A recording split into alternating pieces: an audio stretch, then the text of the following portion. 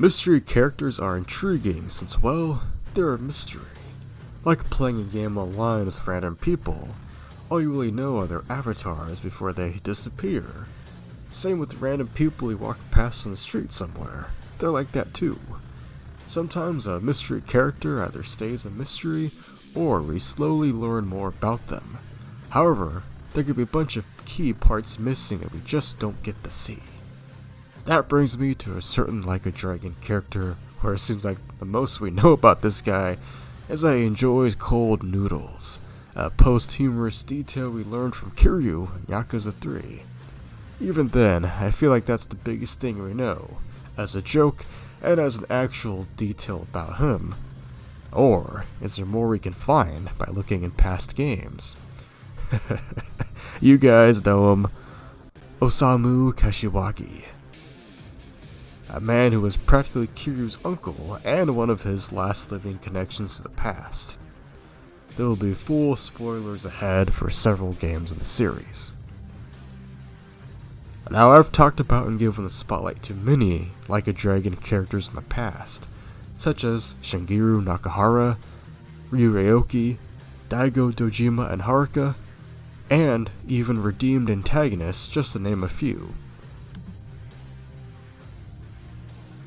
And I'm like the only American Yakuza YouTuber working in the shadows to bring these spotlights to you guys, the Yakuzers worldwide.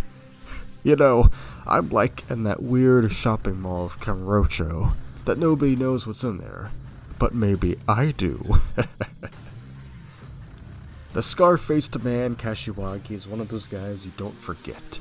On the surface, he seems like another big Yakuza leader who lives comfortably as a sort of middleman in the Tojo clan, never quite being at the very top, but never just being a grunt. He's certainly got his own unique status, even being one of the few to have an office or two at the Millennium Tower, but we know how that ends up. I like that Kashiwagi, despite having a badass scar on his face, was never an antagonist for Kiryu during his prime days as a Dragon Dojima. Whenever the Tojo clan was throwing everything at Kiryu, Kashiwagi was still on his side. This is the same guy who showed up with reinforcements to help Kiryu at a harbor twice in the franchise. And while both Kashiwagi and Shintaro Kazuma weren't the best support systems for Nishiki, they still tried to make matters right for the Tojo clan and the stability of civilians when all the pillars started to crumble. This leads me to Kashiwagi's unique side story in Yakuza 3, where during Kiryu's adventures in Kamurocho, he soon learns that Kashiwagi created an organization to help ex-criminals get their lives back together to make an honest living. This organization was the Honest Living Association, the HLA, and is what I believe to be a very cool, quote-unquote, secret storyline for the Yakuza series.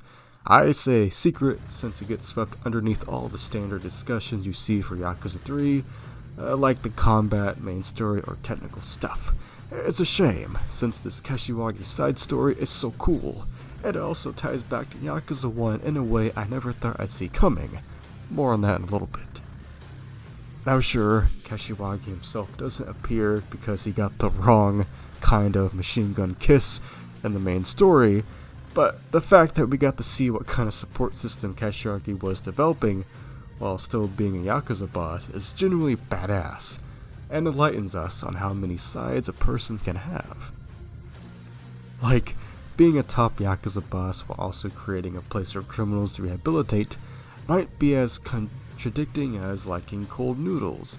However, I'd say it's just another way of appreciating the other things in life, those finer things in life. And it's just what makes us more complex. This ties back into the scar in his face.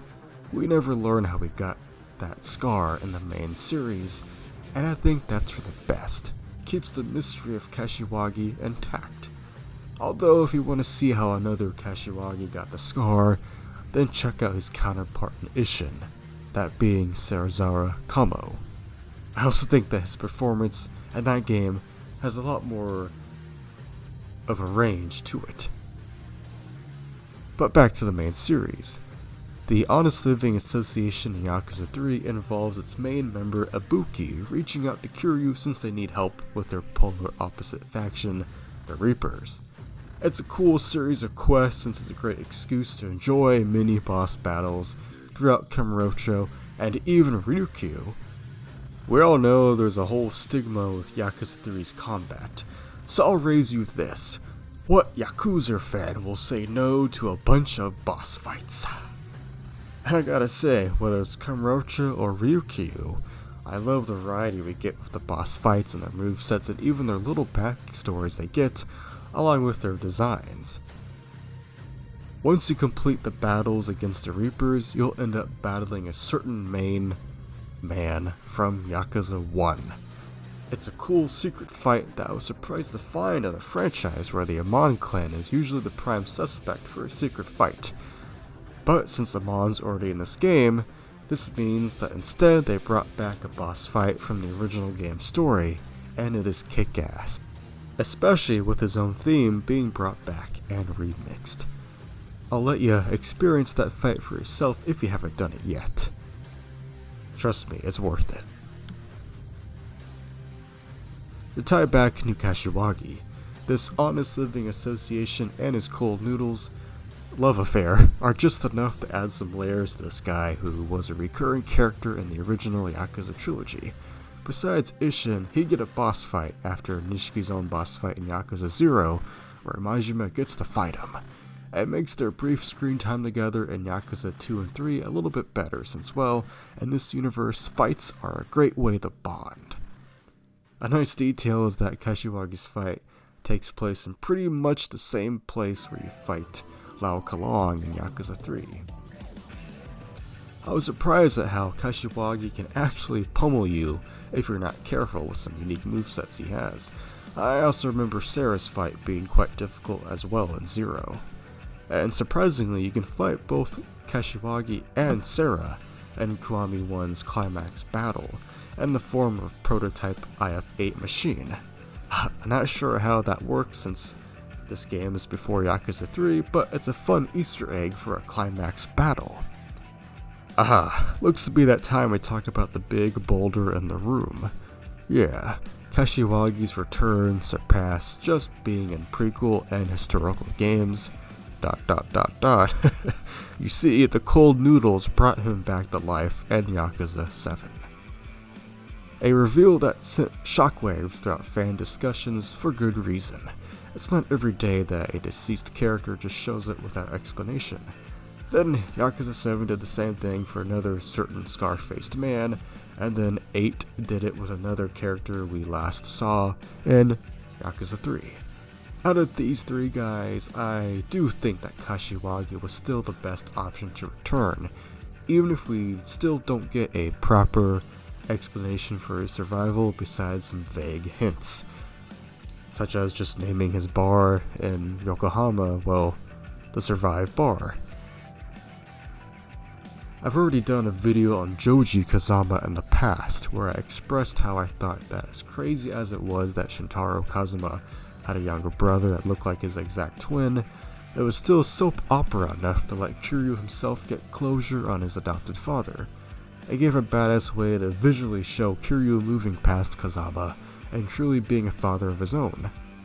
That fight also worked since it was several chapters after Kashiwagi's presumed death, where one of the last things we saw Kashiwagi do was see the sketch of Joji. And with the way Infinite Wealth showed it, I bet when Kiryu returned to Kashiwagi's bar after the events of the game, he was able to finally enjoy a fine drink with his old friend and catch up. What I loved about Infinite Wealth is that for most of the old faces we saw, they instead left the door open on purpose for Kiryu to see everyone again. I know it may not have been everyone's cup of tea, but I thought it played into the themes of wanting Kiryu himself to realize that he has to live. Now, I don't mean that by Kiryu seeing everyone again, I don't mean that in the form of another Kiryu game. Instead, just a way for us to know, as the audience, that Kiryu will go back to everyone he loves, to see them, and to just catch up, to make things right. and that includes Kashiwagi. In the eyes of Kashiwagi, I'm sure he kept some tabs on Kiryu following his death. However, much like we saw how Kiryu had to keep his identity hidden for almost a decade, I'm sure Kashiwagi knew he'd better not just show up in Kiryu's life again, out of nowhere. Additionally, for all we know, Kashiwagi had to keep a low profile in case any old enemies of his found out he was alive, and that would jeopardize the life he has at Yokohama. A life that's allowed him to even make a small appearance and Lost Judgment since he's a staple of that bar district. And to be honest, Akiyama's the kind of guy I really want to get his own guide in, but I wouldn't mind Kashiwagi getting his own spin-off game. Who knows? With all that I've talked about today, I was one who initially thought it was stupid to bring Kashiwagi back from the dead. However, nowadays I think it was a clever decision. Now, that decision won't work for every character unless they make some incredible story that makes me a happy caveman, but in the case of Kashiwagi, it works. Why? Well, that's because he was already a mysterious guy to begin with, much like Shintaro Kazuma. Perhaps Kashiwagi realized his near-death experience was the opportunity to practice what his Honest Living Association preaches, that being the chance to have a better life. And with the way the Tojo clan was going by Yakuza 3, I think Kashiwagi was able to escape at just the right moment. The legendary Yakuzas from Kashiwagi's generation were mostly gone, and the generation after that was the one that belonged to Kiryu and Majima, the same legends that was able to put the Tojo and Omi to rest. If anything, the image of Kashiwagi and Kiryu enjoying a nice drink and being able to catch up might just be what they both need. It's fun to imagine. And for Kiryu especially, being able to reunite and talk to a friend he's known for several decades, and one that's gone through a similar experience to him, might be enough for him to finally find some kind of peace. And the man who erased his name. There's a sub-story that ends with Kiryu wondering if Kazama was proud of him. If there's only one mystery I can solve, it's that after Infinite Wealth, I'm certain Kashiwagi told Kiryu he was proud of him, and that Kazama would be proud too, once they are finally able to catch up. If there's one thing a ghost encounter can do, it's giving proper closure.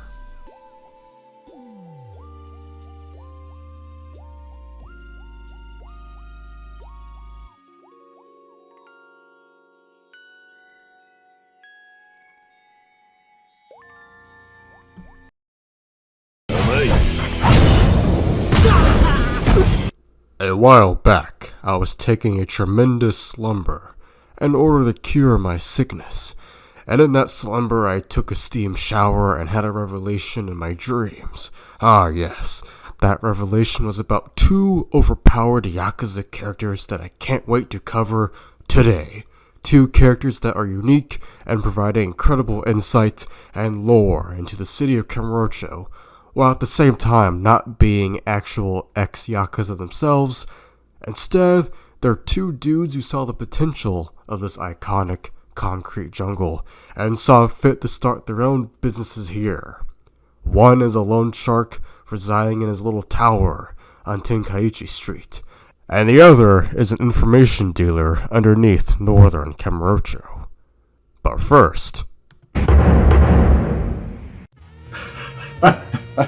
Ah, man. Oh, look what being the only American Yakuza YouTuber the past 2 years has done to me. It's not easy.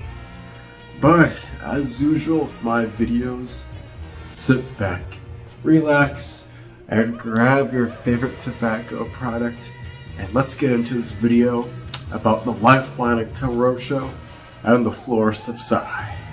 Enjoy! よう来ると思ってたぜ、真島五郎。久しぶりだな、桐生。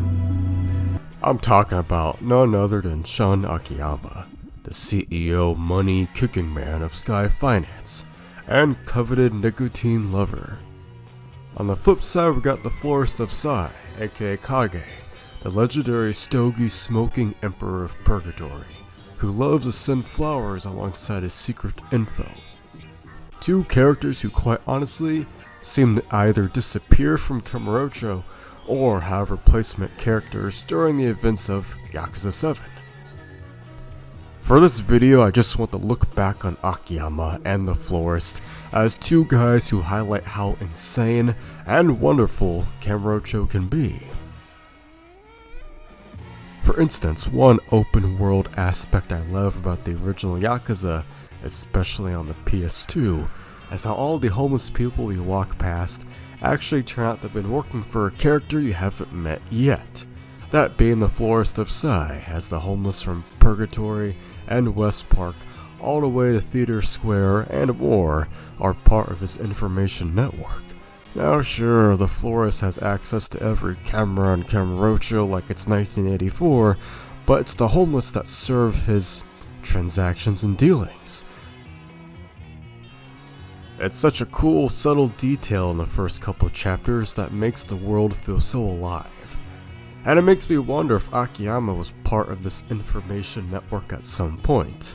Maybe, maybe not, but seeing as he was present during the events of the original game, hey, he could have been. Sure, Akiyama was something only revealed in later games, but considering Akiyama still hangs out with his homeless pals, I wouldn't be surprised. I mean, he even went as far to save a couple of them during that long battle, huh? Another cool similarity between the Florist and the Money Man is how they require their customers to give them something in return before providing their respective services. Their methods may be questionable, like some of Akiyama's deal demands in the sub-stories, or the Florist wanting big sweaty guys like Kiryu and Saejima to fight in front of him in 4K, but you get the idea. They're part of Kamurocho's identity if you look hard enough. One aspect of the Florist's character that I love in the original Yakuza, and two, is how he builds Kiryu's role as a father alongside Date. And as a side note, Date and the Florist worked together in the police force around the same time when they were younger. That first game has two story beats where it takes a break from the 10 billion yen plot, and Kiryu helps these guys with their fatherhood issues. For Date, it was with his daughter Saya, and with the Florist, his son Takashi, the guy in the camo hoodie. Interestingly though, the Florist only watches his son from afar because, well, Father of the Year award, his son has no idea he's his father. It makes you wonder if that's part of the reason he took up this surveillance business, huh?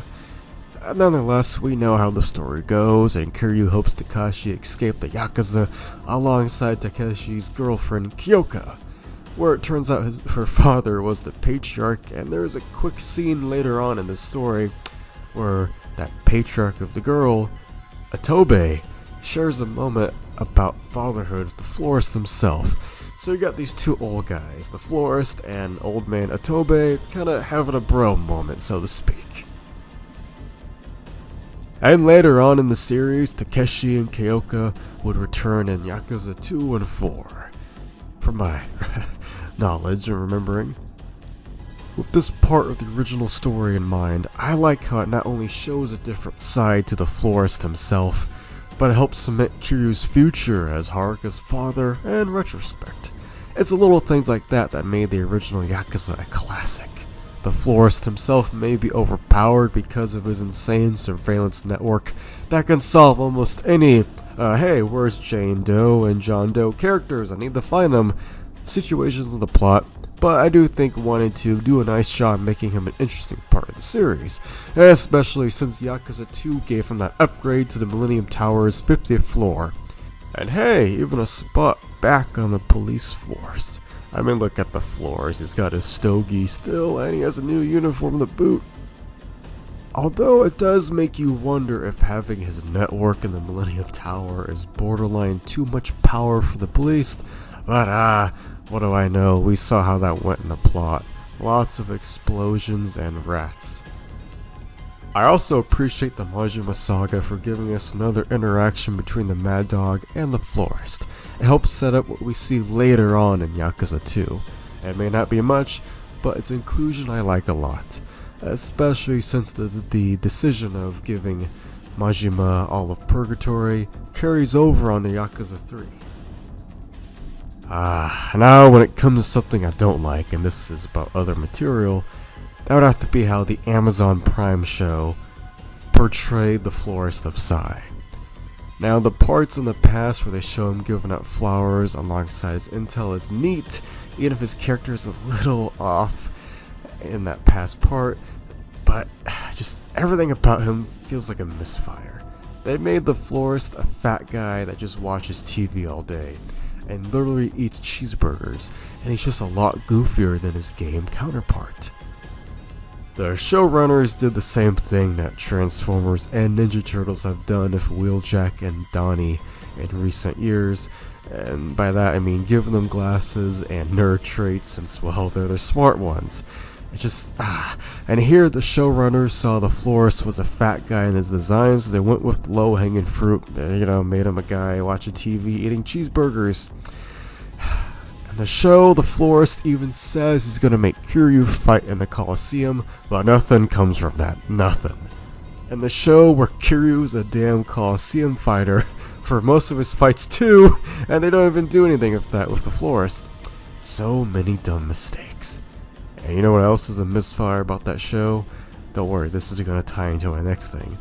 It's how Yumi ends up handing the 10 billion yen herself back to the Yakuza. Yumi ends up handing the 10 billion yen herself back to the Yakuza. That's such a bizarre decision since it means the Yakuza won. They got their money back, the Omi and Tojo. Whereas in the game, they lose the 10 billion yen. The Tojo loses their 10 billion yen to a fiery explosion as the money is given back to the people of Kamurocho. I just think it's much more poetic for the people that have been suffering from the Yakuza. They're the ones who got the money from them. Because you know who benefited from that fate in the video games? Shun Akiyama. A guy given his life back thanks to Yumi and Nishiki, and then propelled upwards thanks to Arai's guidance. This Akiyama guy may be charisma incarnate. Just listen to the way he enjoys alcohol. ボーイって感じじゃねえな。わあ、うめえ。This is my 100th video overall on the channel, and I'm so happy I get to talk about Akiyama.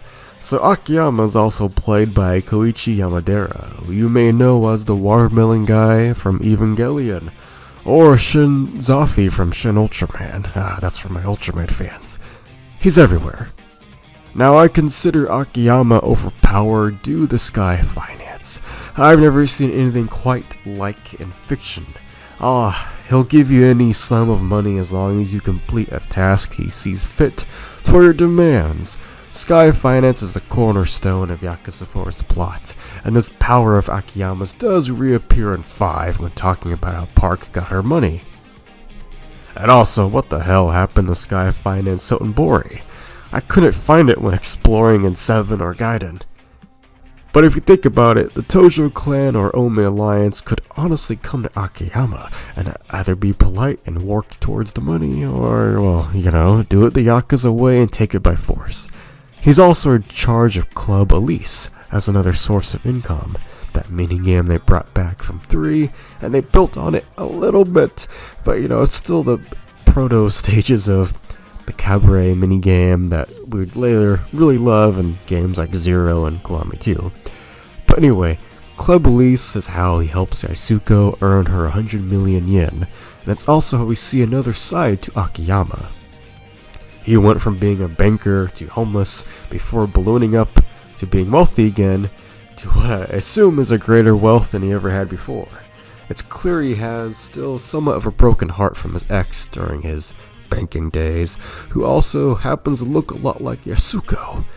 Even in the same scene where we see a picture of his ex, we're also introduced to Yasuko. So Akiyama falls for her, and we see how lonely the two are during the scene of their kiss on the rooftop. It's a bit noir, I'd say. It's a fantastic scene that shows both of their wants and feelings, while also incorporating the larger plot of money that ties into their characters as well. Akiyama's life has been controlled by money, whether that means being stable or never having enough. He even jokes with Yasuko that the reason his ex left him was because he didn't have enough money. The way Yakuza 4 is truly Akiyama's game as much as it is Saijima's and Tanemura's blows me away. It just shows how much they fully developed these new characters. And upon a recent playthrough a few months ago, there were a lot more moments this time around that made more sense to me. And this rooftop scene between Yasuko and Akiyama was one of them. That's why I'm happy to talk about that scene today.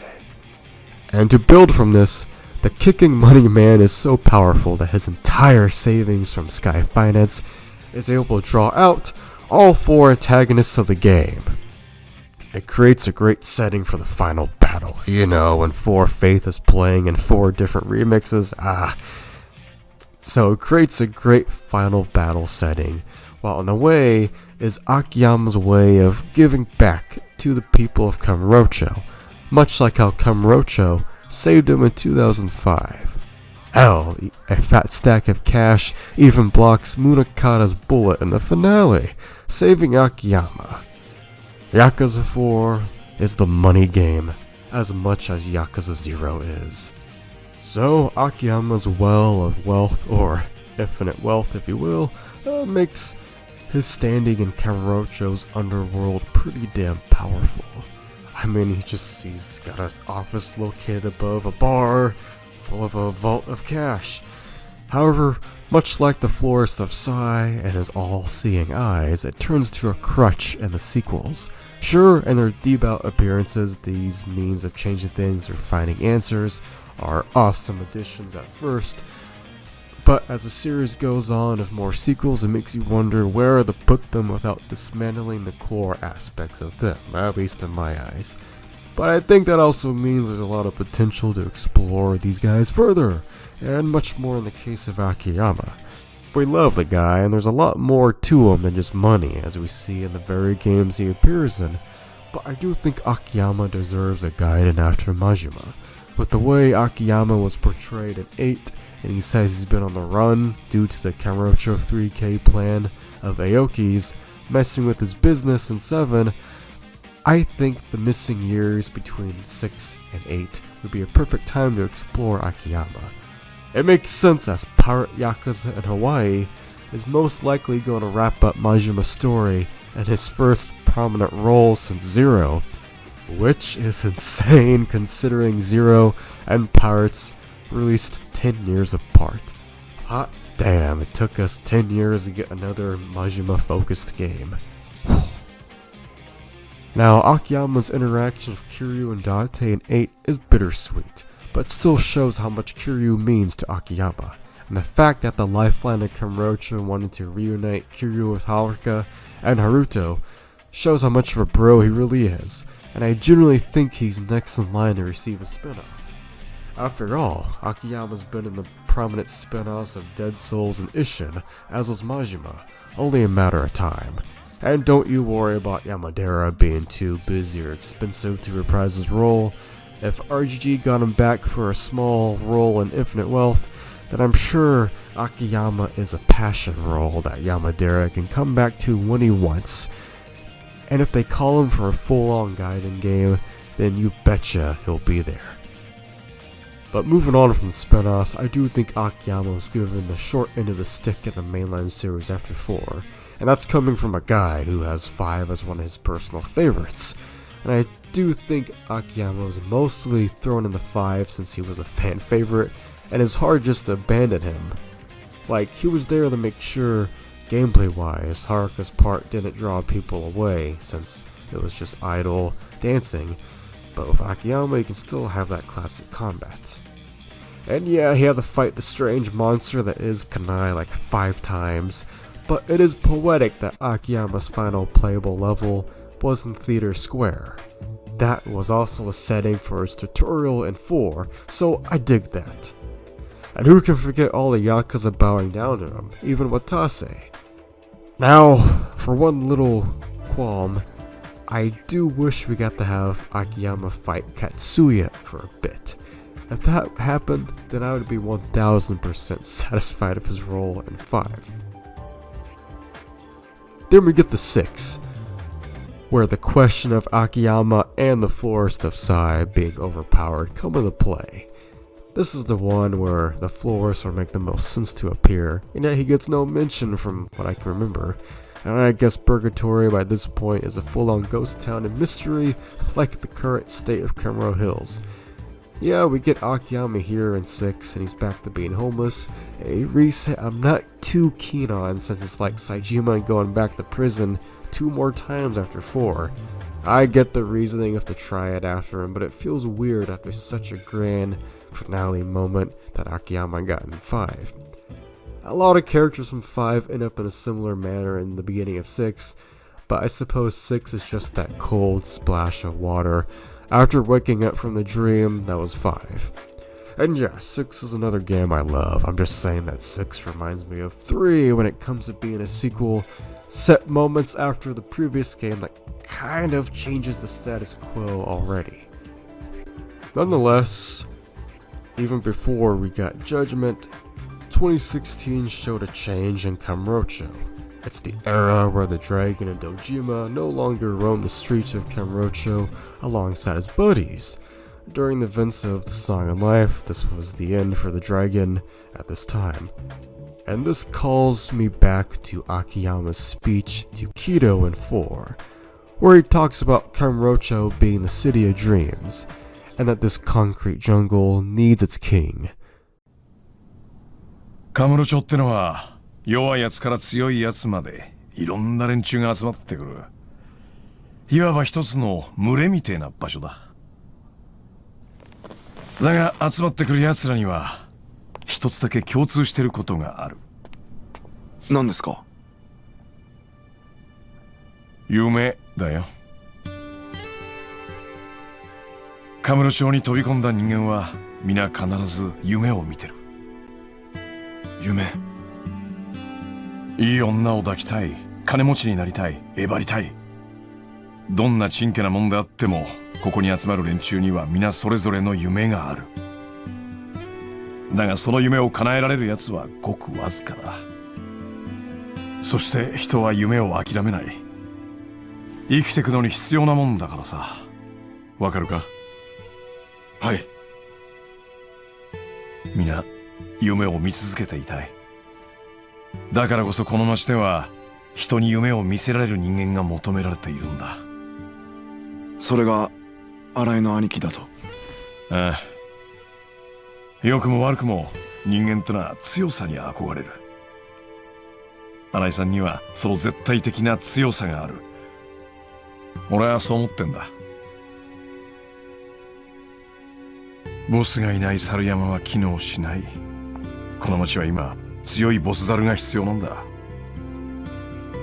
カムロ町って町は今までずっとそのボス猿を極道に求めてきた。だが桐生一馬というカリスマが去った今、ボス猿となれる人間はいない。機能しなくなった町から猿は去っていってしまう。強いボス猿を求めてな。なんか深い話っすね。まあちょっと回りくどい言い方だったが、要はそれくらい俺は新井さんにかけているってことだ。わかりました。I think this speech helps highlight Akiyama as a character. He's got aspirations by legends in front of him. He's the people of Kamurocho that Kiryu saved in some indirect way. And when it comes to Arai, the guy who helped Akiyama get back on his feet, it turns out guys like Arai may not be as noble as we think, and sometimes you have to face the ones who helped you head on. If Arai was the corrupted rising star of potential, dragged down by his own ambitions, then Akiyama had to rise himself to become the true legend and put Arai back in his place, with a good old kicking fight. Then there's Kanai, who was the embodiment of the bully Yakuza picking on the little guys. And little did Kanai know that he was invading the concrete jungle that belonged to Akiyama. Much like how I mentioned earlier that the beauty of Yakuza 1's ending was the Tojo and Omi losing their money to the everyday citizens, then the beauty of Yakuza 5's ending was Akiyama earning the respect and admiration of the Yakuza, whereas this time they're bowing down to a simple civilian who did what they couldn't. In conclusion, guys like Kiryu and Akiyama may leave Kamurocho, and guys like the Florist of Sai may be relics of an older era, but their legacy lives on. Kiryu has Ichiban carrying the mantle. Akiyama paved the way for guys like Nick Okada to fill his role when he's gone. The Florist of Sai's archetype as a secret information broker is still realized with Sunhee and Seven and Akame and the man who erased his name. And the best part, the original characters can still return. Pirate Yakuza in Hawaii is a great example to look forward to. I'm sure any future spin-off will bring back random characters we haven't seen in a while. And whenever Akiyama or the Florist of Sai return, I'm sure they'll be smoking their lungs out.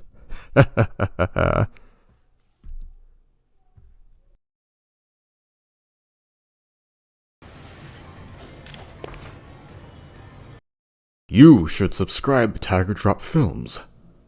I heard he beat Mega Man the video game in just 3 hours.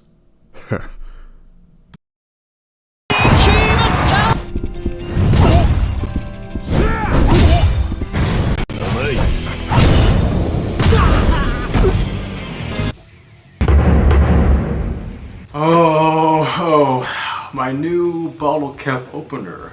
Stars badge from Resident Evil, huh? Would you look at that? So, I just got back playing the Toilets minigame from Kiwami 2 at my bathroom. But that is besides the point. Today I'm going to talk about a certain character from a certain game I love.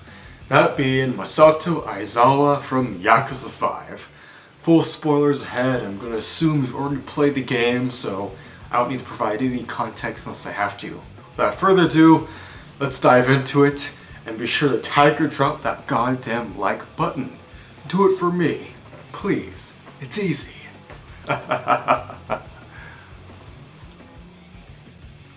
So, Masato Aizawa. He is the primary final boss, the final boss of Like a Dragon 5 Battle for the Dream. A very, for some reason, divisive game. I mean, I have a poster of it on my wall. I'll show you a picture. It's right there. I sleep right underneath it. So, take that what you will. I love Like a Dragon 5. But, you see, when it comes for me, it's not all about what is most logical. It's not about what makes the most sense. It's about the feeling. And with that, I think that Aizawa is a great final boss, gameplay-wise, and even story-wise. I'll get into it right now. See, Yakuza 5, the major main antagonist is Kurosawa, the father of Aizawa, who was posing as a detective named Serizawa throughout most of the game. But in the final chapter, we all know Kurosawa is the final boss, and he's put all the final bosses for each playable character in their place, with only one of them being completely devoted to him, that being Kanai. Kanai was the only final boss that was completely devoted to Kurosawa. If you look at Baba, if you look at Majima, of course those two weren't completely in on it, even though they were forced to do it. But then you have Aizawa, the main man of the show, who, yes, he does kind of pop up, but there was some precedence for his character. And you see, Aizawa, much like two of the other final bosses, wasn't fully in on his own father's plan that would allow him to usurp both the Tojo clan and the Omi alliance and fully take over as the supreme ruler of both the major East and West Yakuza clans. And well, I just think that it's such an interesting concept in terms of Yakuza 5. If you're in your early 20s like me, then you probably resonate more with Yakuza 0, a game about two guys in their early 20s sticking it to the man and forges their own paths and destinies. It makes sense, especially in the crazy world we live in, and we kind of relate to that semblance of wanting to live your own life that Goro, Majima, and Kiryu Kazuma went through in the 80s, alright? It makes sense. But in Like a Dragon 5, Yakuza 5, we kind of get that in the form of Aizawa. And I still think he's relatable in that sense. Now sure, he took a more violent way because he's the antagonist, but he was just frustrated. I think they can relate to that. Aizawa being frustrated. He wanted to make his own path, he didn't really want it to be handed to him. And even if it might be great having that feeling handed to you, you can always want more, but sometimes you don't know what that more is. And in the terms of Yakuza 5, Aizawa, in that moment, he just wanted to really stick to Kiryu and forge his own path, much like Kiryu did back in the day in his 20s against another old guy, Shibusawa. I do think that was deliberate if you think about how Yakuza 5 was made pretty much right before Yakuza 0 in terms of mainline entries, so I do think it was deliberate. Even down to the fact that both Aizawa and in Yakuza 0, Shibusawa both have Irazumis that are already done by prior final bosses in the franchise. You already know it, but I'm still gonna say it. Aizawa had the Nishiki's same Irazumi, that being McCoy, and then of course Shibusawa and Ryuji both had the dragon. So I do think it was deliberate to have Aizawa be a koi. I'm sure other YouTubers have talked about his Irazumi, but for me, one that I really love was that the Irazumi of Aizawa was not saved for his final fight. No, it was shown earlier in his brawl with Saejima in Purgatory. And you know, this was the last time we saw Purgatory 2 in the series. But anyway, I like that. I think that it adds a lot of more oomph to the final fight if we get to see the final boss's Irazumi prior to them ripping their shirt off in the finale. And we get to hear Aizawa. He shows up in Purgatory as a glorious design of black and gold with a hint of green on the head for the carp. And it works. You know, I think that if you look at the first Kiryu saga from 1 to 6, that we get that with every final boss showing off the Irazumi, or at least being spoken about before the final fight. Even Owami has that in 6. And you look at the outliers of Shibusawa, Shishido, and Abina, those three guys, they didn't get that. We only see their Irazumi in the final moments of their appearance, and it still has a great oomph to it, but I prefer having seen their Irazumi before their fight. And I do think that Yakuza 5 delivers on that with Aizawa. The moment you see his Irazumi in Purgatory, I mean, you just know he's gonna show up again. Even in his fight with Saejima, I'll probably show some other guy's footage since I don't have it on me, but he's really worn. He's not fighting as Prime just yet. And that's just part of the gameplay beauty of it, with this being a video game, you know? We get to see how the gameplay affects his style, and it blossoms later on where he really wants to swim upstream and face Kiryu, and he has all these new moves to him. He's much more brutal. He has this new yellow and pink heat aura, and I think it works. The aura of his heat and how aggressive he is, all the damage he takes. He can just tank so much damage and really throw Kiryu around. I think it works. That's why I'm glad we got to fight him one more time before the final fight and that Saejima fight in the arena. For me, it works. And sure, Aizawa still kind of pops up, but the plot twist of the main villain being his own damn father, just unraveling the whole plot and putting all the players in the play. Like I mentioned earlier, Kurosawa was the one who put Kanai, Baba, and Majima in place for the respective final fights to take place. And of course his own son Aizawa would be the final one that Kiryu himself would have to face.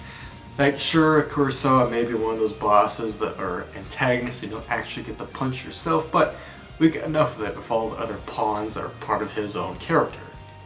And I do think that, I love how Yakuza 5 is so grand. I know other people may not like it, but I do. The same way I love Resident Evil 6. For me, it just works, especially when you think about this as like, this isn't like the first sequel, the third sequel, this is like a sequel, right? The series has already been going on for a long time, and they gotta kind of put up the stakes, but it makes sense. It feels deliberate for me, you know? So I'm telling it to you right here, right now. And I do think that in the context, just talking about the final boss, Aizawa, even being a koi, you see the presence of fighting him earlier in the game. fighting alongside Morinaga, and now this time he's alone. And you get to see him get weaker, but he has to get weak before he can get really strong. You know, that kind of Yakuza surrealism, the absurdism of the characters getting ridiculously strong and, you know, peak humanity. It's beautiful. But like, I like to think of video games like this, you know. It's not a movie, it's not just music, you know. With music, like listening to it or watching a movie play out in front of you, you're just watching it. You know, you're a bystander. That's okay, it works in the medium. But for a video game, it's more like a book. You have to pick it up and do it yourself. Like, sure, you're going to go through something that other people have done before. You know, if they picked up the same media, you have the same book, the same video game. But for a video game and a book, playing it yourself, reading it yourself, just makes it that much more of a richer experience. You know what I mean? And I do think that for all intents and purposes, Aizawa and Yakuza 5, it's just like that. Yeah, you have to play it yourself, but that's part of the experience. And luckily, it's not one of those experiences that for me was too bloated and didn't have a sense of direction. Instead, I think that Like a Dragon 5 was just such a beautiful, complete package to unravel.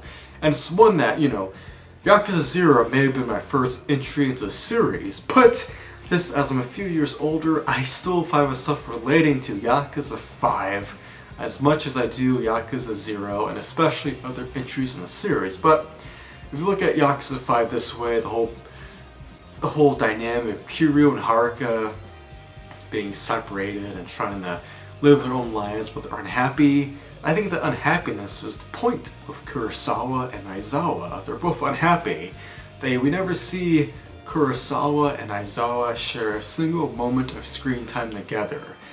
But we already have a pre-established connection to Kiryu and Haruka, even down to Yakuza 1 and that little bit about J-pop and Yakuza 2, you know, that little connection with Haruka potentially going into the idol industry. It was laid out in Yakuza 2, or I'll have to double check, but at least Kiwami did, right? Bear with me.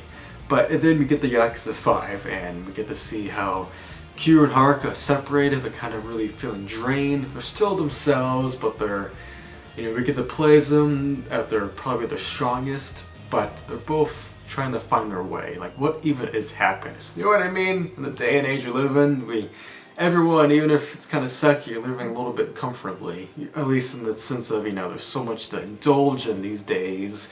It's insane, it's maddening, it's overwhelming, and you can even feel lost.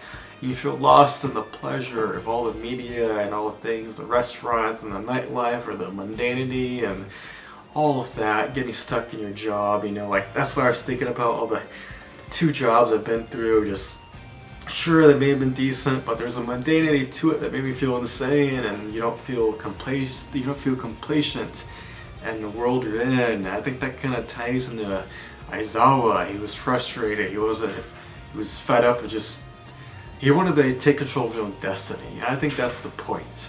And we see that play off of Aizawa's whole final fight with Kiryu. It's brutal.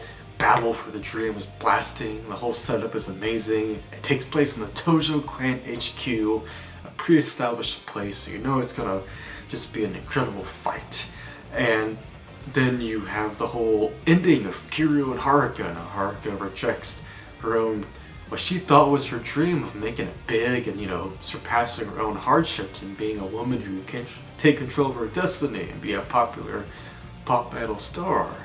Well, it turns out that wasn't really what happiness meant to her. It may have been the dreams of others, but she wanted to live her own dream. And Aizawa did that too. He just didn't want to be another top Yakuza that had his own legend. He wanted to make his legend by beating up Kiryu. And I'm sure if you know, by some measure he managed to beat him on the fight, he would have gone on and fought Saejima and Majima and Daigo and any other that stood in his way. And I just think that bit of vulnerability you give Aizawa, you know, he puts the katana down, he takes his shirt off, his new suit he just had, and he wanted to fight Kiryu hand to hand. Well, I respect that, you know. I think that if anyone is going to be a challenge for a villain, it's going to be Kiryu. I've already said that many times on this channel, and I just think that the final fight Yakuza 5 is rich. It's full of a lot of flavor, it's tasty, it's dynamic. It surely has a great dynamic intro. And I just think that it really managed to stand out on its own compared to other Yakuza fights. like I said earlier, this is already a sequel to other sequels, so you really had to,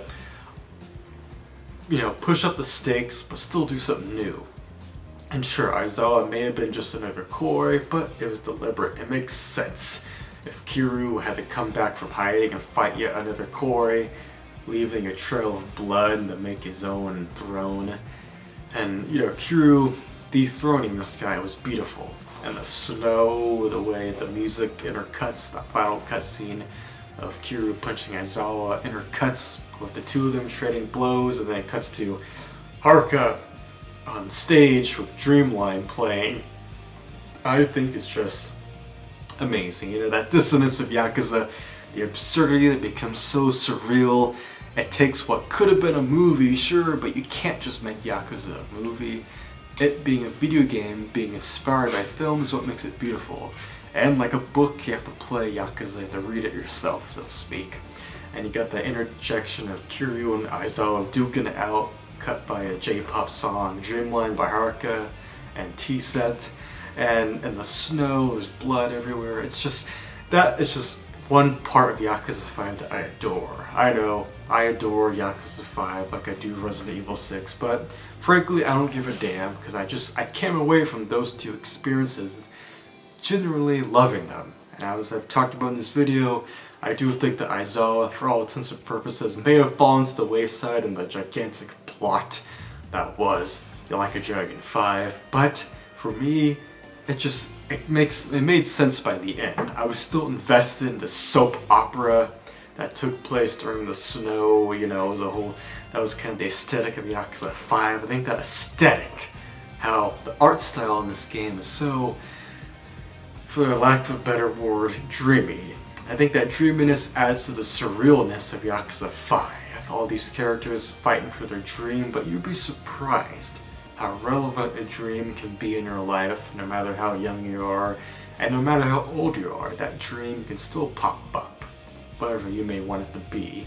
And for all the characters in Yakuza 5, this game looks like a haze. It's so dreamy of the way it implements its color, its choreography, its cinematography, its whole aesthetic.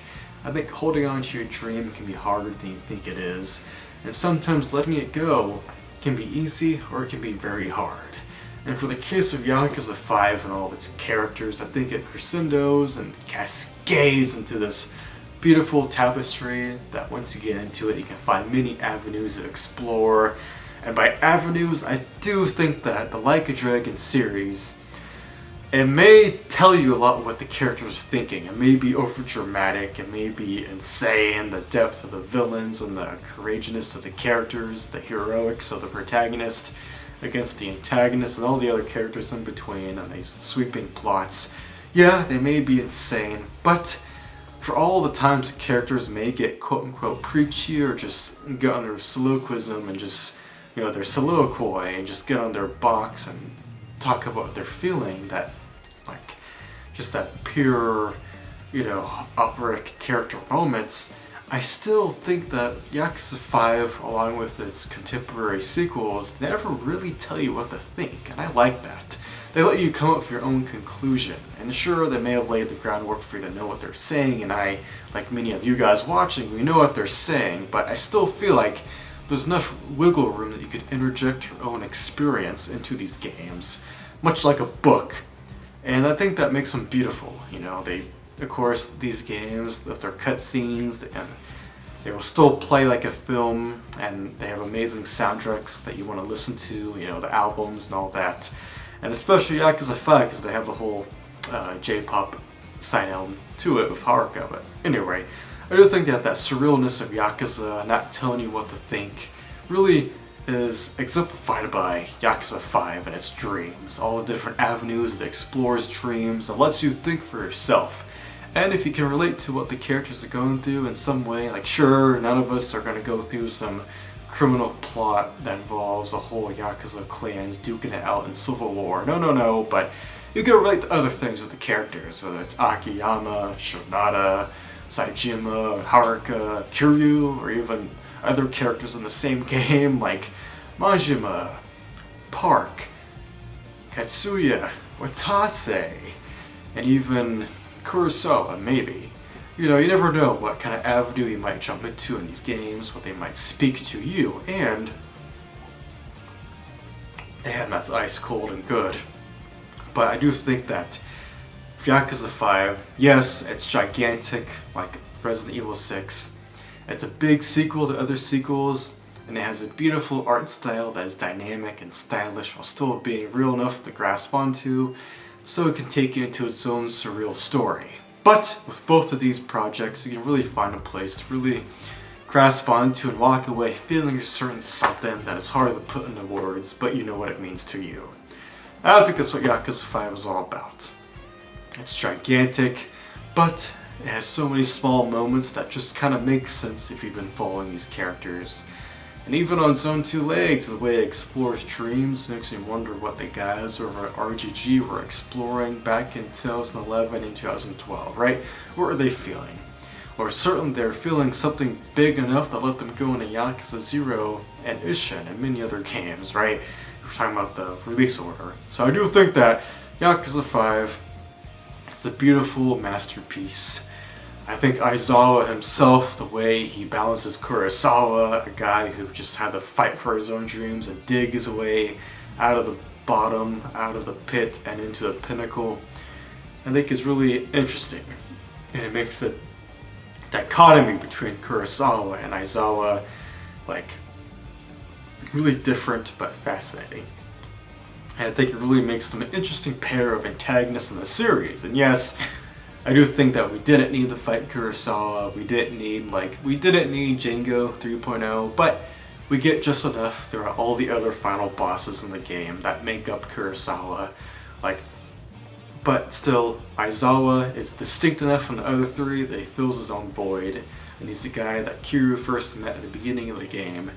And Aizawa had to fight his way to the top like his father, but he wanted a different way of attaining it. He wanted to steal it for himself, so to speak. And then looking back, it's interesting when you consider how Yakuza 5 was a game about Kiryu tearing a guy out of the Tojo clan. And that will lay the groundwork for, again, spoilers for sequels in the future, spoilers, but that whole fight with Aizawa and the Tojo clan laid the groundwork for Shishido's fight and the man who erased his name where Kiryu drags him out of the Omi Alliance HQ, and another big, sprawling, multi-stage battle. And then we get to Obina in Infinite Wealth, Obina who is a guy who personally burnt down the Tojo clan HQ in pure blood, which is a completely different thing to what Shishido and Aizawa wanted. So it's interesting, you know, Aizawa, he still stands his own ground against Shishido, Obina, and other characters like Awami and Shibusawa and all the other preceding villains.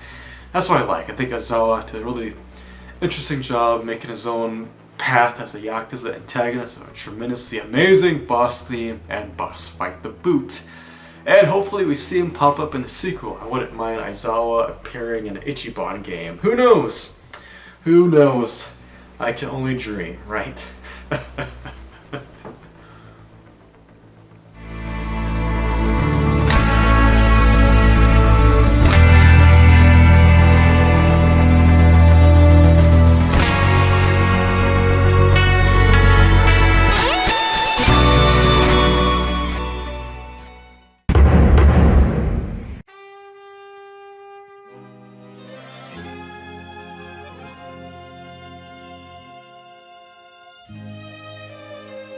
Sometimes a supporting side character can just be so memorable, from the small part they played in the story to the sheer memorability of their design and character.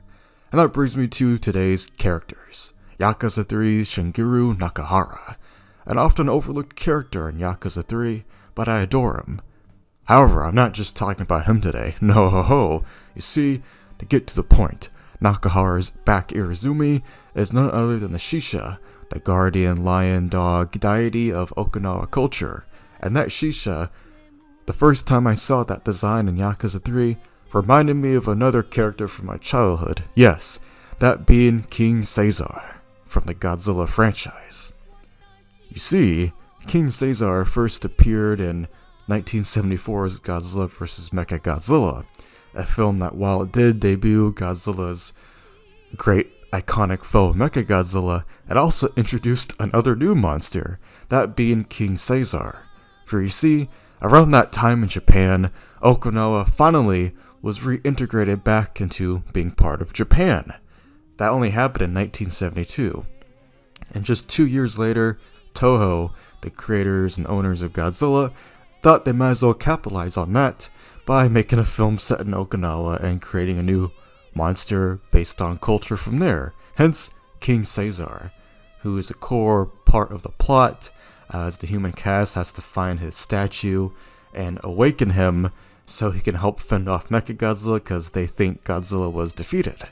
It's a really interesting plot, a good adventure with beautiful scenery, much like how Yakuza 3 has gorgeous scenery of Okinawa that you, the player, get to explore personally as Kiryu. So today, to make it more fun and talking about Shigeru Nakahara's Irizumi, I'm also going to incorporate King Caesar, because Toho just won't celebrate that guy's 50th anniversary this year, but me, here at Tiger Drop Films, you know I'm gonna. So sit back, relax, and join me for this nice, quick, and relaxing video on two great supporting characters that I adore. Now, King Caesar's original appearance in Godzilla vs. Mechagodzilla is still practically his only major role in the series besides some cameos. But I think it makes sense, because much like Yakuza 3, these characters pertain to Okinawa itself, so they don't have to be everywhere. Alas, King Caesar was the royal guardian of the Azumi family in Okinawa, so in particular he was only there really just to protect this family lineage. Hence, the song you hear in the background, which is from the film, as the latest descendant of the family, she had to sing a certain song that would help summon King Caesar. But not only that, he can only appear under certain circumstances, adhering to a prophecy.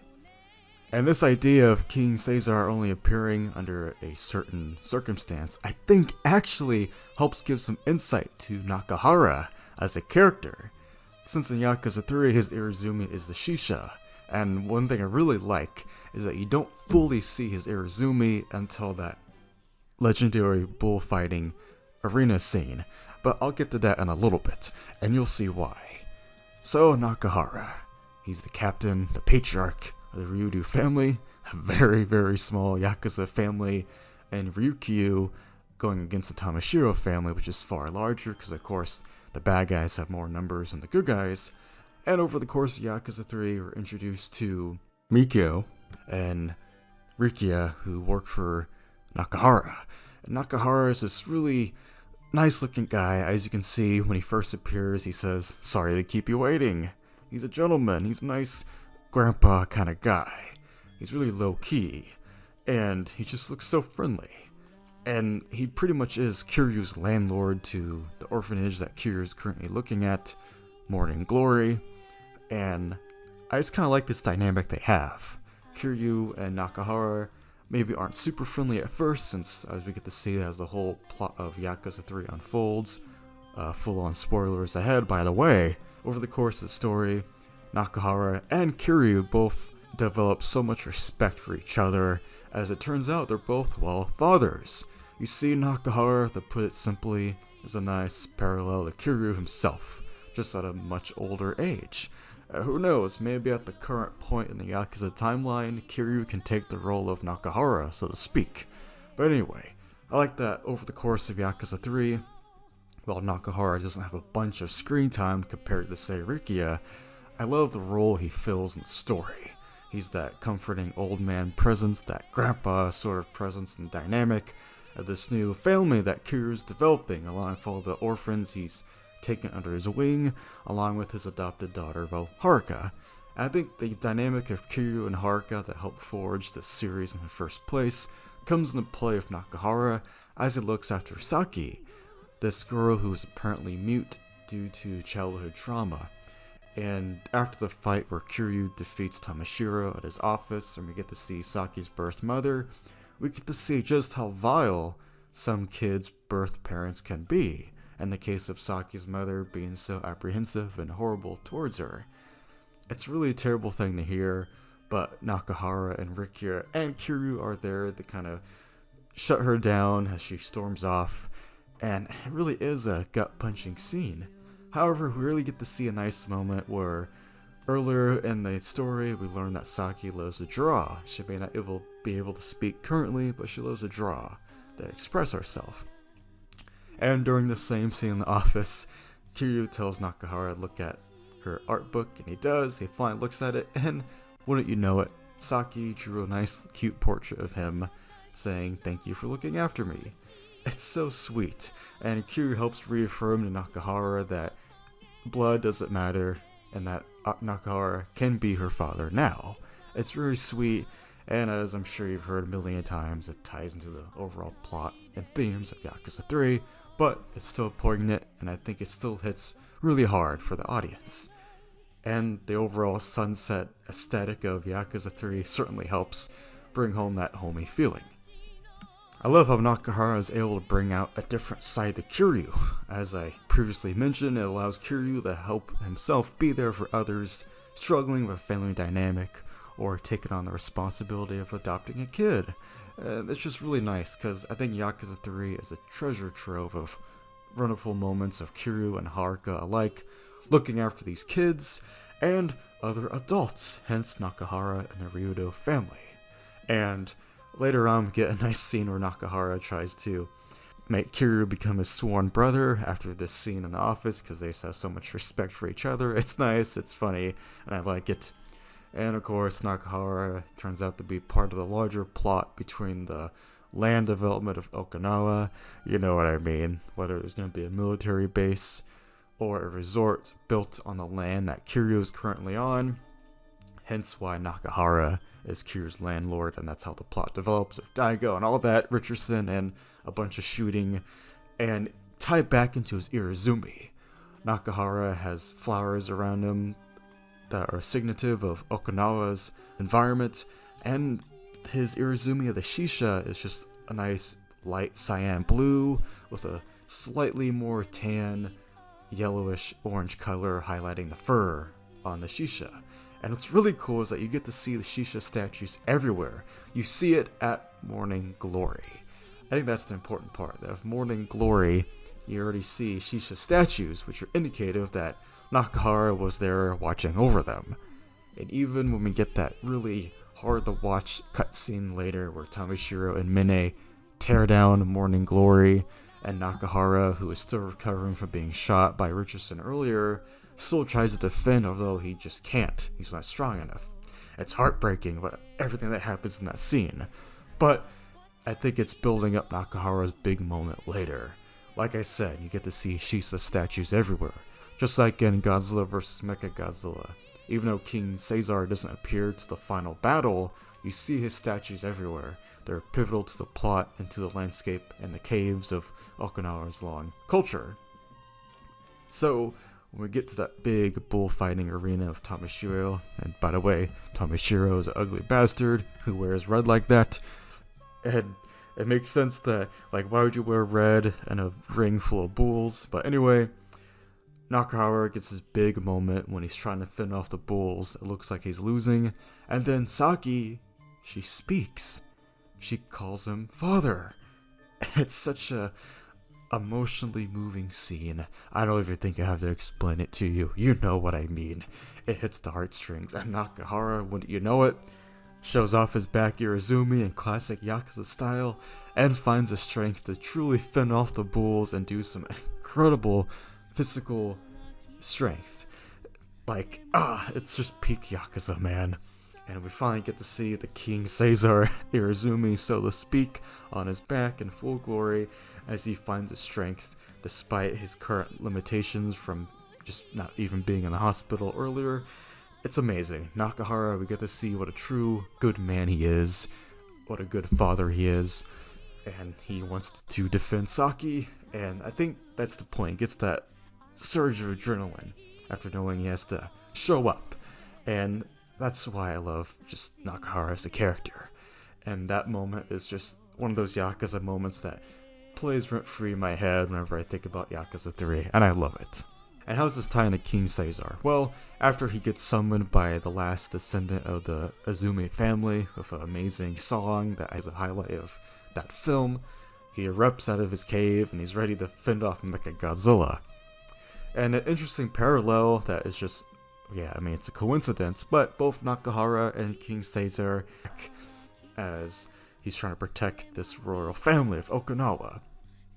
And it's a great fight. Then we see Godzilla himself finish off Mechagodzilla by using his magnetic powers that he trained for. It's really cool that Godzilla got to train for that ability earlier in the film. And then he's able to pull Mechagodzilla down and tear his head off. It's amazing. And then, of course, there's a big explosion.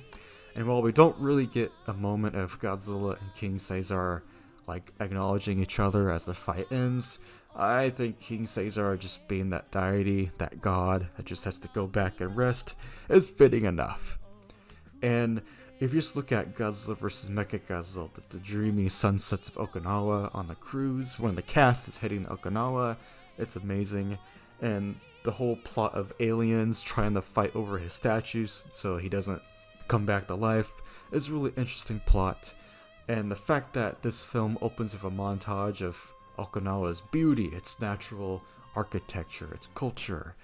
And sure, it may just be a way for Toho to market that Okinawa is back and people can go there for tourism. I still think that if you're going to do tourism, why not tie it back into an actual part of this culture? And that's where King Caesar comes to play. The opening titles are all about his statues and the beauty of Okinawa, and then, fitting enough, the final closing shot of Godzilla vs. Mechagodzilla is none other than, well, a Shisha statue, as it says, the end. And I just think that's a fitting part. Sure, King Caesar may not be a monster that can appear a bunch in Godzilla, as it makes sense, he's tied to a very specific part of Okinawa, but I still think that a character could be so memorable that they don't have to appear a lot, and while maybe they don't do a whole lot in their own film, I think just the significance of having a unique design that ties it to a real-life piece of art, I think is enough to make a character stand on their own. And to tie it back into Shigeru Nakahara, I think that he is a highlight of Yakuza 3, and the Shisha is a creature that doesn't need to appear all the time, just when it really counts. And in the context of Godzilla vs. Mechagodzilla, that's what King Caesar did. He appeared just when he really needed to hold off Mechagodzilla for the Big G himself to come save the day. Much like in Yakuza 3, Nakahara held off the bulls just long enough for Kiryu to come save the day. And while yes, in Yakuza 3, that same bull fighting arena scene leads to a very heartbreaking moment with a certain other character, I think it stands that Yakuza 3 is a game about the bonds of being a father and looking out for the little guys against all these horrible figures, and just really finding that human connection against the loneliness. And I think, looking back, Nakahara exemplifies that. And while I wish he appeared more in the franchise, I can at least rest knowing that he was a very pivotal part of Yakuza 3's themes, in addition to growing Kiryu himself as a character. And if you liked how I talked about Nakahara in this video, you can check out this old video of mine where I talked about Joji Kazama, another part of Yakuza 3's characters and story.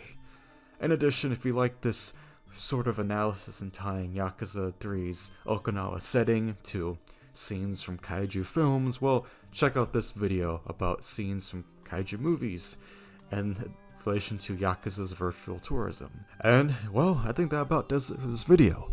May have been a smaller one, a more low-key one, but Okinawa seems to be a low-key place. And it's a place I really want to visit in the future when I finally get the chance to travel abroad. And suffice to say, thank you guys for watching. I hope you enjoyed my signature spotlight on lesser-known Yakuza characters. And, well, happy 50th anniversary, King Caesar, or King Shisha, however you want to refer to him as.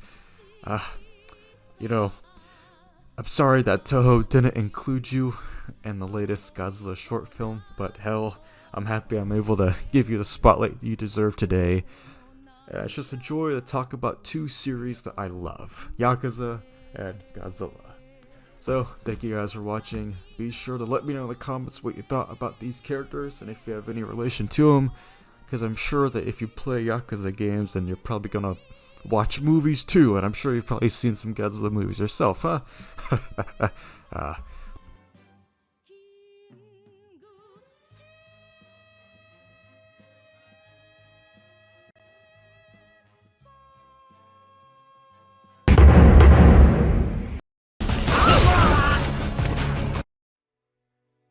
Confusion can be overwhelming as much as it is frightening. It's like trying to swim back to shore in a thunderstorm, but there's no land in sight.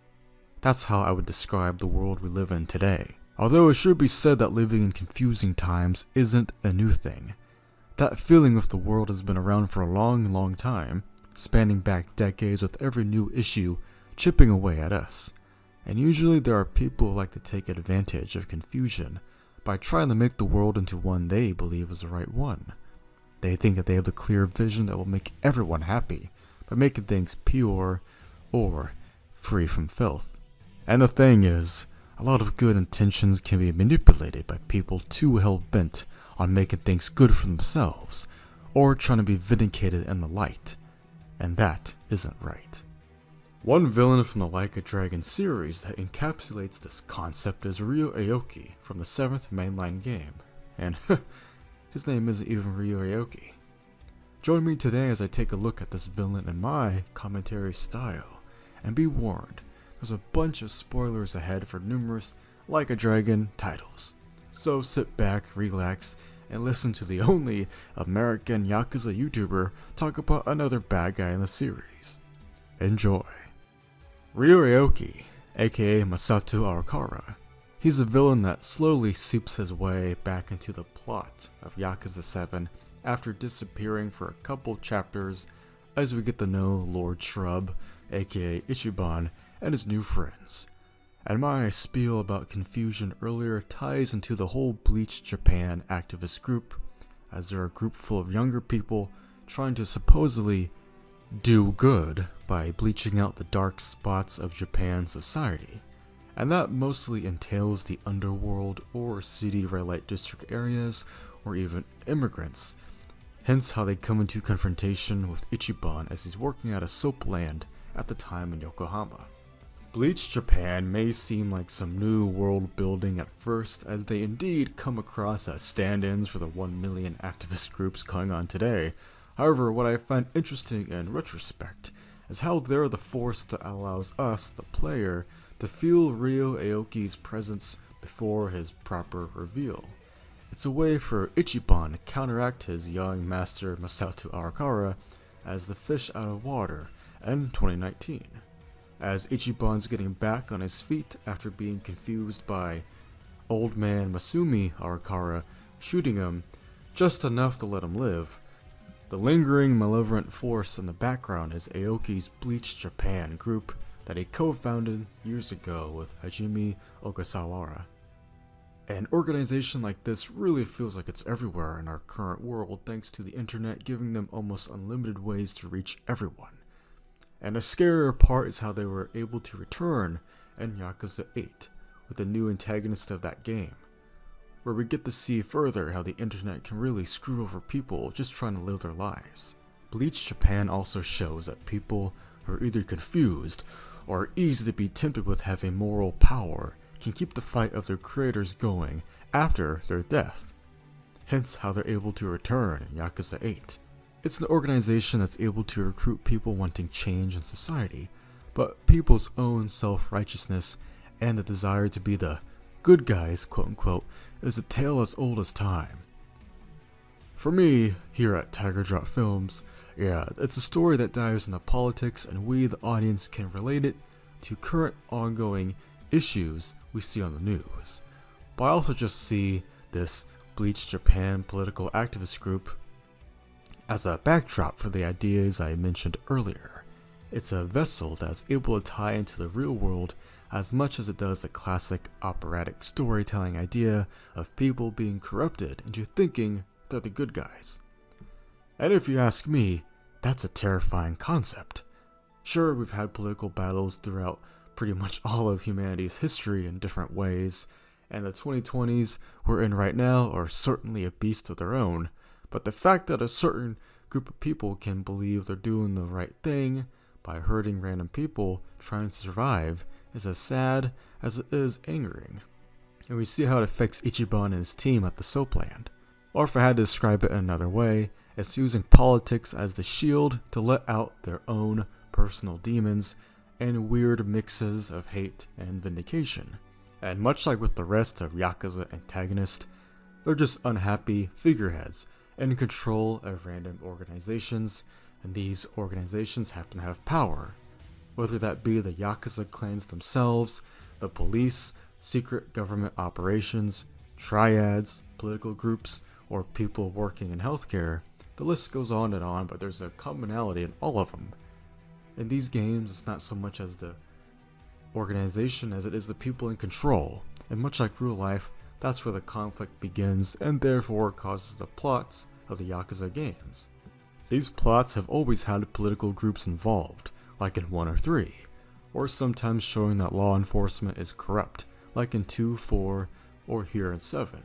It's more fascinating to show different people working in different organizations, and how heroes and villains can arise from the most unlikely of places.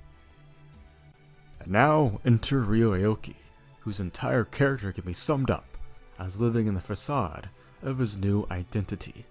Like I mentioned earlier, he's actually Masato Arakawa, whose life parallels Ichiban's from the moment they were born. It's one of the craziest plot twists in the series, and that's coming from the same game that has Mirror Face. And the backstory of the coin locker baby reveal pays off with heartbreaking emotional damage in the final moments between Ichiban and Masato. But hey, let's back up. Masato's Ryo Aoki, governor of Tokyo, candidate persona, was the biggest Yakuza bad guy at the time, in terms of scale, and the position of the guy you have to punch in the campaign. I mean, he was running to be governor of Tokyo. And let me tell you, it was satisfying as hell to punch Arakawa as Ichiban. You can truly feel the weight behind each punch, even if the finishing moves end up being easy, quick-time events. With that being said, I love how with gameplay, RGG is able to tell a story. I like that it reminds us how much of the story has to be told through a game's, gameplay. It's vital to the story. It's what makes it different from a film or TV show at the end of the day. In Yakuza 7, if Tendo was a strategic boss fight that tested what Ichiban can do with the power of friendship and being a genuine human, then the dual boss battles of Ryo Aoki and Masato Arakawa showed the sheer difference between a man and the identity he wants. Arakawa's years of being bound to a wheelchair is exemplified by his desire to take illegal medication if it means being able to walk. That opening level around New Year's time shows everything you need to know about Arakawa. He's driven to stand like everyone else metaphorically as he wants to physically. It was clear here that he wanted to be completely above everyone. He was sick of being sick and needing the help of others.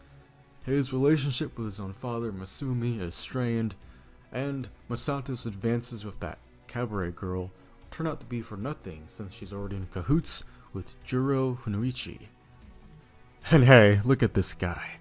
I got a whole video about Hunorichi and the cops of Yakuza, plus many more videos you will enjoy. They're waiting for you. Back to the video.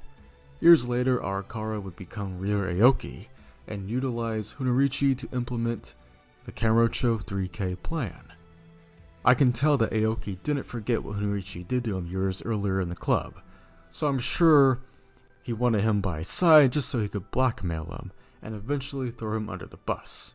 And in that 1999 era of the story, back then, we later learned that the reason Ichiban had to take the fall to jail was because Masato Arakawa killed a Yakuza grunt that was harassing him.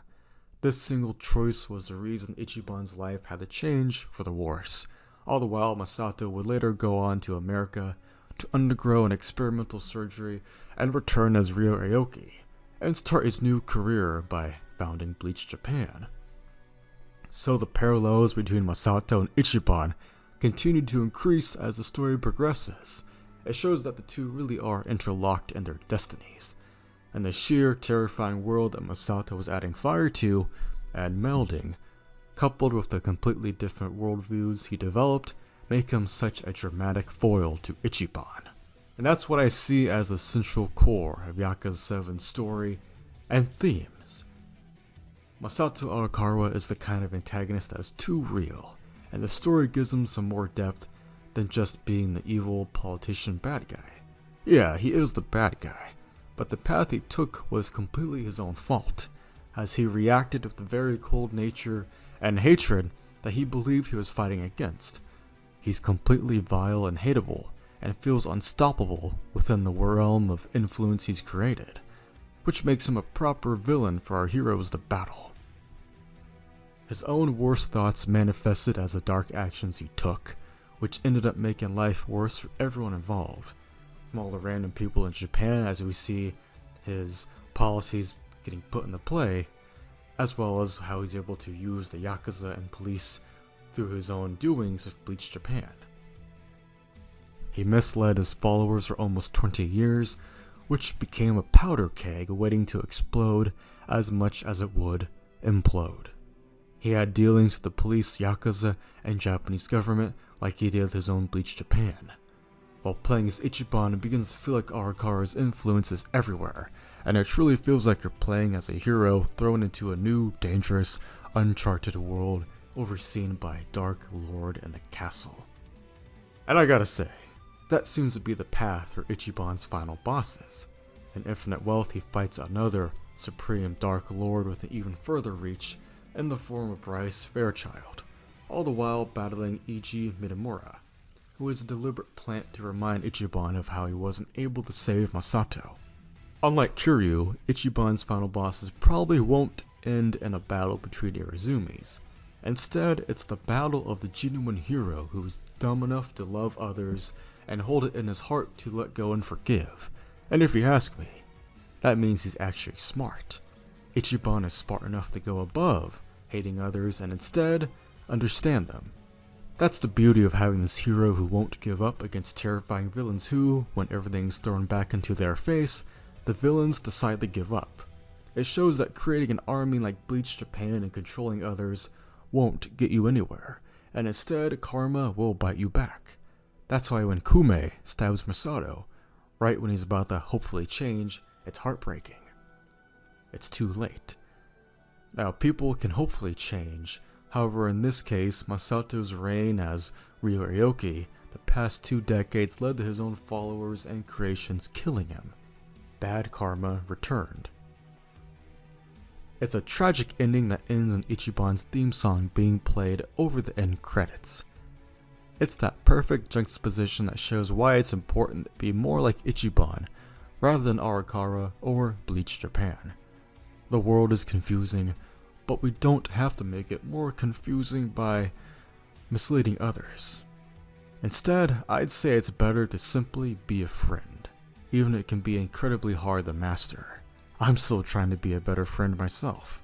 Then there's Yakuza 8, where all the things I've talked about in this video reappear in a new light. A light against the darkness, if you will. One of the big highlights for Ichiban's character in Yakuza 8 was his unrelenting passion to help others becoming even more powerful, as this time he was able to save Masato Arakawa. It was not directly as he died in the last game, but spiritually, Ichiban was able to save Arakawa. Both Masato Arakawa and their shared father, Masumi Arakawa. Ichiban is able to let the past rest with Masumi's old love, Akane, while at the same time preventing Masato from dying again by saving Eiji. The scene where Ichiban saves Eiji by finally getting through to him and personally walking him to the station was wonderful. It's what he wasn't able to do in that last game due to Bleach Japan. But this time Ichiban can save a guy who was also hurt by Bleach Japan's influence. And he does, even from it going through an enormous crowd of haters. It's emotionally moving. And it's a little bit of what we all need. A little love, care, and human connection. Ichiban is like the Christmas spirit, but every day of the week, all year long. I think that for all the people that have hurt others because they're hurt themselves, we need a few more Ichibans to look past and through all the confusion and see that somehow the power of love and friendship is still a real thing. And a little more of that real thing sounds good to me. Thank you guys for watching. I greatly appreciate all views and engagement. Let me know what you thought of these ideas and characters. I'd love to hear your thoughts. Until next time, I've been Tiger Drop Films, and I'll see ya in the future. Take care.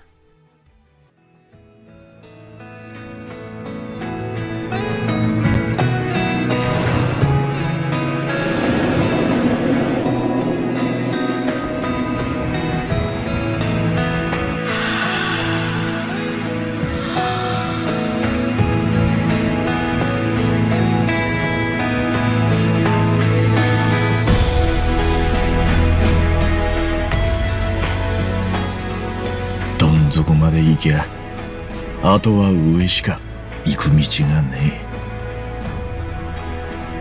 どん底から見える景色ってな真っ暗じゃねえ。地に足つけて上を見上げりゃ希望で輝いてんだ。あんたの言う通りですよ若。